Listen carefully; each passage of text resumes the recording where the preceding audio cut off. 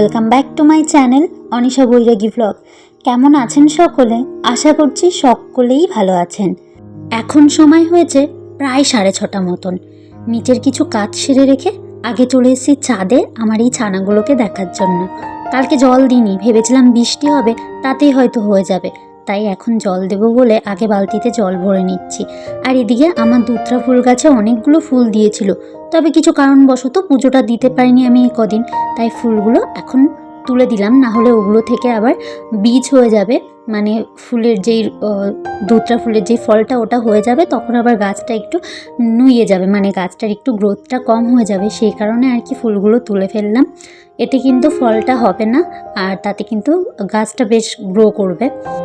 রাত্রে যে পরিমাণে মেঘ করেছিল বিকালের পর, ভেবেছিলাম হয়তো খুব জোর বৃষ্টি আসবে, তাই আর গাছে জল দিইনি। ভেবেছিলাম এখন যদি গাছে জল দিই আবারও তো বৃষ্টি হয়ে গাছগুলো ভিজবে, তখন একটু বেশি জল দেওয়া হয়ে যাবে, সেই কারণে আর জল দিয়ে উঠিনি আর কি রাত্রের দিকে। আর তারপর দেখলাম বৃষ্টির তো কোনো দেখা নেই সকালে উঠে, তাই জল দিতে হলো। তারপর চলে এসেছি ঘরে এসে ঘরটাকে ঝাড় দিয়ে নিচ্ছি ভালো করে। বললাম নিচের কিছু কাজ সেরে রেখে গেছিলাম, তো সেইগুলো সেরে রেখে এখন ঘরটা ঝাড় দিচ্ছি। ছাদের কাজগুলো সেরে এসে ঘরটা ঝাড় দিয়ে নিয়ে তারপর আমি ঘরটা মুছে নেব একবারে।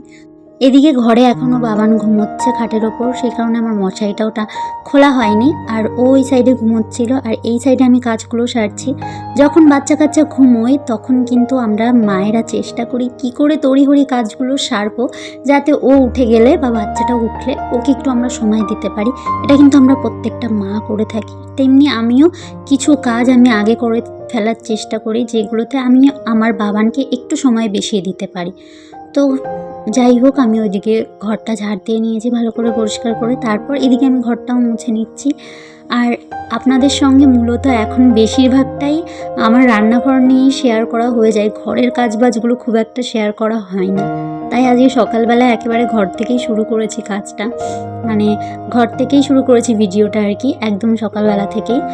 তো যাই হোক, আমার ওইদিকে ঘর মোছা কমপ্লিট, ঘরটা মুছে নিয়ে আমি চলে এসেছি রান্নাঘরে আমার রাত্রের যে বাসনগুলো আমি ধুয়ে রেখেছিলাম সেগুলোকে আমি আমার বাসন রাখার যে র্যাকটা আছে এর উপরে রেখে দিচ্ছি। আর আমি কিন্তু আমার রান্নাঘরের কাজ করার আগে আমি জামা কাপড় ছেড়েই নিয়েছি, মানে আমি যখন ছাদে গেছি একবারে জামা কাপড়টা ছেড়ে, বাসি কাপড়টা ছেড়ে, বাসি নাইটিটা আর কি ছেড়ে তারপর গেছিলাম আমি ছাদে। কারণ আমি যতদূর জানতে পেরেছি যে গাছদেরকেও না অনেক কিছু মেনটেন করে চলতে হয়, গাছ যত্ন করতে গেলে বাসি কাপড়ে অনেক সময় অনেক গাছ ছুঁতে নেই, তো সেটা আমি মানার চেষ্টা করি। যেরকম মানি প্ল্যান্ট আছে, মানি প্ল্যান্টকে কিন্তু অনেকটা কেয়ার করতে হয়। এদিকে বাবানের পাপার জন্য 1 কাপ চা আর একটু পাস্তা করেছিলাম, সেটা দিয়ে আসলাম। আর করব আজকে একটু খিচুড়ি, বাবানের জন্য করব, সঙ্গে আমরাও খাবো। আমি এখানে একটু জিরে, রসুন আর পেঁয়াজ ফোড়ন দিয়ে নিয়েছিলাম। ওটা ভাজা ভাজা হয়ে গেলে কিছুটা সবজি দিয়ে দিয়েছিলাম, কুমড়ো, আলু, পুঁই শাক। আর এখানে চাল ডালটা আগে থেকে ভিজিয়ে রেখেছিলাম, আর সোয়াবিন ছিল কয়েকটা, সেগুলো দিয়ে একটু কষিয়ে নিয়ে পরিমাণ মতন লবণ আর হলুদ দিয়ে দিয়েছিলাম। তারপর এখানে পরিমাণ মতন জল আমি অ্যাড করেছি। তারপর খানিকক্ষণ আমি একটু নাড়িয়ে চাড়িয়ে নিয়ে এবার একটু ঢাকা দিয়ে দিচ্ছি, 2-3টে সিটি হলে নামিয়ে নেব। এই যে আমার খিচুড়িটা কমপ্লিট, এবার ছেলেকে খাইয়ে দেবো। ছেলের খাবারটা এখানে বেড়ে নিচ্ছি, আর এই প্লেটটা আনার পর থেকে এই প্লেটে ওকে খাওয়ানোর চেষ্টা করছি। দেন এদিকে আমি আমার খাবারটা নিয়ে নিচ্ছি, কারণ সকাল সকাল যদি একটু কিছু ভালো খাওয়া যায় তাহলে কিন্তু সারাটা দিন খুব ভালো যায়, মানে কাজের প্রতি এনার্জি পাওয়া যায় সত্যি বলতে। আর এদিকে বাবানের পাপা আজ নিয়ে এসেছিলো চিকেন, কারণ বাবান 2 দিন আগেই বায়না করেছিল যে আমি চিকেন খাবো, তো সেই মতন ওর ইচ্ছা মতনই আজকে চিকেন নিয়ে আসা হয়েছে। হলুদ, লঙ্কার গুঁড়ো আর হচ্ছে তোমার আমি একটু টক দই দিয়ে ম্যারিনেট করে রাখছি খানিকক্ষণ। তো ম্যারিনেট করে রাখার পর আমার যে সমস্ত কাজ আছে সেগুলো করছি। এদিকে আমি চালটা ধুয়ে দিচ্ছি, চালটা ধুয়ে আমি ভিজিয়ে দেবো। আর আমি কিন্তু চাল যখন ধুই আমি মানে অনেক কয়েকবার করে চালটা ধুই, কারণ চালে না প্রচুর পরিমাণে ধুলো বালি, তারপর যখন সটেক্স মিলে যখন এই চালগুলো বাছাই করা হয় না তখন কিন্তু অনেক রকম নোংরা থাকে। আর চাল যখন ধোবেন দেখবেন হলুদ, মানে এই যে মার যেরকম জল বেরোয় না, ওই সাদা সাদা মতন জলটা হয়ে যায়।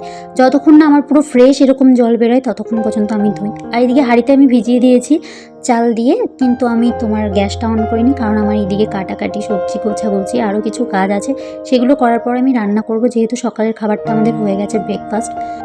আজ আমি দারুণ একটা রেসিপি ট্রাই করব, করব হচ্ছে পটলের দোরমা। সেই কারণে আগে পটলগুলোর যে হালকা সবুজ যে খোসাটা হয় সেটা আমি একটা পিলারের মাধ্যমে ছাড়িয়ে নিয়েছি, যে খোসা ছাড়ানোর যে পিলারটা হয় ওটা দিয়ে।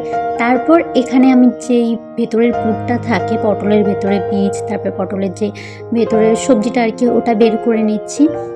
আর আমি কিন্তু মোটা খোসাটা একদম ছাড়াইনি, একদম হালকা করে পটলের গায়ে থেকে সবুজ সবুজ যে খোসাটা হয় সেটাকে ছাড়িয়ে নিয়েছি। আর 4টে পটল আমি এখানে নিয়েছি, কারণ করব পটলের দোরমা।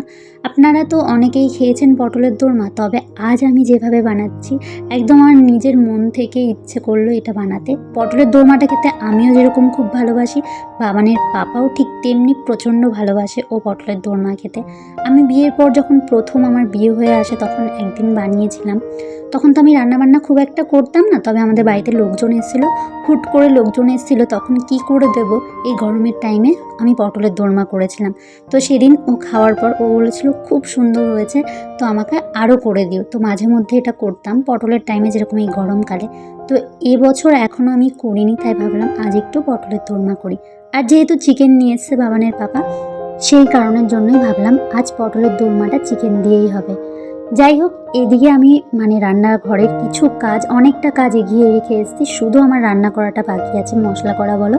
রান্নাঘরের রান্নার সমস্ত কিছু গুছিয়ে রেখে আমি এদিকে এসেছি। এদিকে কিছু জামা কাপড় ভিজিয়েছিলাম, সেগুলোই এক এক করে আমি ধুয়ে নিলাম, যেহেতু জল চলে এসছে এখন। জামা কাপড়গুলো ধুয়ে দিয়ে আমি চলে এসেছি ঘরে। এখন ভাতটা বসিয়ে দিয়েছি, ওভেনটা অন করে দিয়েছি, ভাতটা হয়ে যাবে। চাল তো ভেজানোই ছিল। আর এর মধ্যে আমি হচ্ছে পুর তৈরি করব, যেই পটলের মধ্যে যেই পুরটা দেব। আমি একটু পেঁয়াজ কুচি দিয়েছিলাম, একটু জিরে ফোড়ন দিয়ে। তারপর এখানে আমি সলিড দেখে পিস নিয়ে আমি পেস্ট করে নিয়েছিলাম পুরো মিহি করে, সেটাই এখন আমি ভাজা ভাজা করে নিচ্ছি। যেই পুরটা তৈরি হবে ওটা তো পটলের মধ্যে দিতে হবে, সেই পুরটাই আর কি। আর এদিকে আগে থেকে পেস্ট করে নিয়েছিলাম মশলাটা, সেই মশলাটাও দিয়ে দিয়েছি আমি, আদা জিরে বাটা আর লঙ্কা। তো সেটা দিয়ে আমি পুরটা তৈরি করে নিয়েছিলাম। আর এদিকে বসিয়ে দিয়েছি আমি হচ্ছে আলুগুলো, চিকেনের জন্য আলুগুলো বসিয়ে দিয়েছি। তারপর যে পুরটা আমি বানিয়ে নিয়েছিলাম, অনেকটা পুর হয়ে গেছে জানেন তো, সলিড দেখে 4টে পিস মতন আমি এখানে পেস্ট করেছিলাম, এতটা বেশি হয়ে যাবে বুঝতে পারিনি। তো সেই পুরটা আমি এখানে ভরে নিয়েছি। ভরার পর সাইড দিয়ে আমি একটু আটা দিয়ে, এই যে পটলের যে মুখটা আমি কেটেছিলাম সেটা ফেলিনি, সেটাও ধুয়ে নিয়েছিলাম, সেটা দিয়ে আটকে দিলাম। কারণ এটা যখন ভাজা হয় তখন কিন্তু যখন হিট হতে থাকে ভেতর থেকে কিন্তু এই পুরগুলো বেরিয়ে যায়। প্রথমবার যখন আমি করেছিলাম তখন যখন আমি ভাজতে বসিয়েছিলাম, যত হিট হচ্ছিল তত যেন পুরগুলো বেরিয়ে আসছিল। তাই কিন্তু আজ আটা দিয়ে ট্রাই করলাম। আর এদিকে আমার আলু ভাজাগুলো কমপ্লিট হয়ে গেছে, আলু ভাজাগুলো তুলে নিয়েছি। গোটা গরম মশলা ফোড়ন দিয়ে দিয়েছি, শুকনো লঙ্কা তেজপাতা ফোড়ন দিয়ে পেঁয়াজ কুচিগুলো দিয়ে দিয়েছি এক এক করে। এবার পেঁয়াজটা একটু হালকা ভাজা হলে আমি এর মধ্যে পেস্ট করে রাখা মশলাটা দিয়ে দিচ্ছি। পেস্ট করে রাখা মশলাটাও এবার একটুখানি পরিমাণ মতন হলুদ, কাশ্মীরি লঙ্কার গুঁড়ো আমি এখানে অ্যাড করেছি। দেওয়ার পর আর একটু কষিয়ে নেওয়ার পর এখানে আমি আগে থেকে ম্যারিনেট করে রাখা যে চিকেনটা ছিল দই দিয়ে, সেটা দিয়ে দিয়েছি। এবার ভালো করে আমি একটু কষিয়ে নিচ্ছি, কষিয়ে নিয়ে আমি একটু ঢাকা দিয়ে দিচ্ছি। তারপর এদিকে আমার ভাতটা হয়ে গেছে দেখলাম, তাই আমি এখন ভাতটাকে নামিয়ে নিচ্ছি। ভাতটা নামিয়ে নিয়ে ভাতটা উপর দিয়ে দেবো। তারপর এখানে এই যে পটলগুলো তুলে নিয়েছিলাম, সেই পটলগুলো তেল গরম হয়ে গেলে বেশি করে তেল দিয়েছি একটু ফ্রাইং প্যানে। এবার 4টে পটল দিয়ে দিয়েছি, অল্প অল্প করে ভেজে নেব, একটু ঢাকা দিয়ে দিলাম। আর এই দেখুন কালারটা কি সুন্দর এসছে। আর ওই যে বলছিলাম বেরিয়ে যায় যত হিট হয়, পুরটা দেখলাম হালকা বেরিয়েছে, খুব একটা বেশি বেরায়নি। তো তারপর ওই দিকে আমি চিকেনটা বসিয়ে দিয়েছিলাম কড়াইটা, আর এই পাশে ফ্রাইং প্যান। তারপর চিকেনটা কষে এসেছিলো তাই জল দিয়ে দিয়েছিলাম, আর পটলগুলো একটু নেড়ে চেড়ে নিচ্ছিলাম।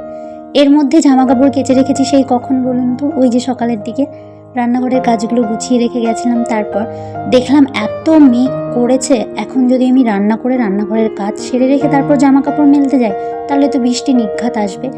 তাই আগে রান্নাটা বসিয়ে রেখেই আমি চলে এসেছি ছাদে জামা কাপড়গুলো মেলে দিতে। যতটুকু শোকায় জানি না বৃষ্টি হবে কি হবে না, যাই হোক জামা কাপড়গুলো মেলে দিয়ে এই যে আমার পটল ভাজাগুলো হয়ে গেছে। আর মুখগুলো ছেড়ে গেছে জানেন তো, মুখগুলো আর আটকে নেই, একটা পটলে শুধু আটকে ছিল, তো ছেড়ে গেছিলো, পুরগুলোও বেশি বেরায়নি। আর আমি চিকেনের মধ্যে দিয়ে দিয়েছি পটলগুলো। আজ আর বেশি কিছু করিনি, এমনিতে মেঘলা হয়েছিল আর ইচ্ছে করছিল না অন্য কোনো কিছু করি। দেন চলে এসেছি এদিকে বাসনগুলো ধুতে। ওইদিকে আমার চিকেনটার ঝোলটা টানছে, একটু ফুটে যাচ্ছে।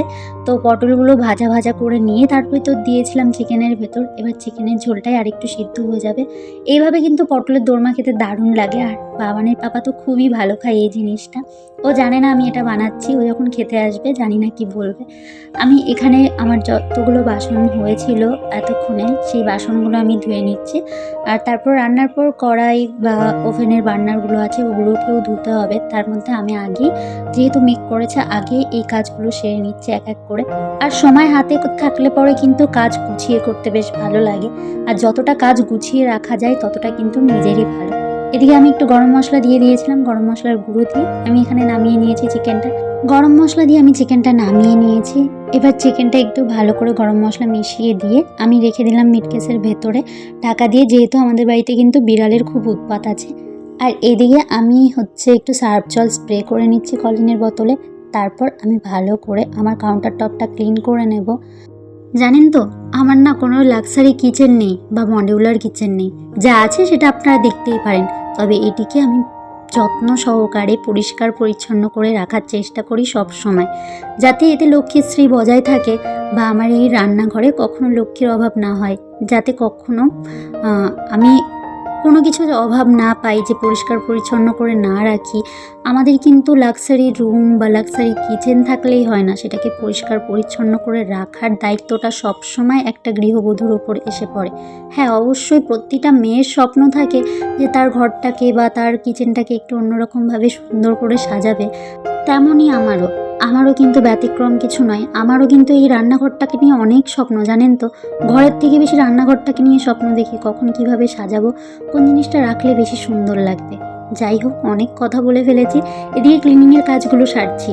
আমার যে কাউন্টার টপটা ক্লিন করা ছিল সেগুলো করে নিয়েছি, বেসিন ক্লিন। তারপর এই যে আমার ডাইনিংটাও ভালো করে ক্লিন করে নিয়েছি।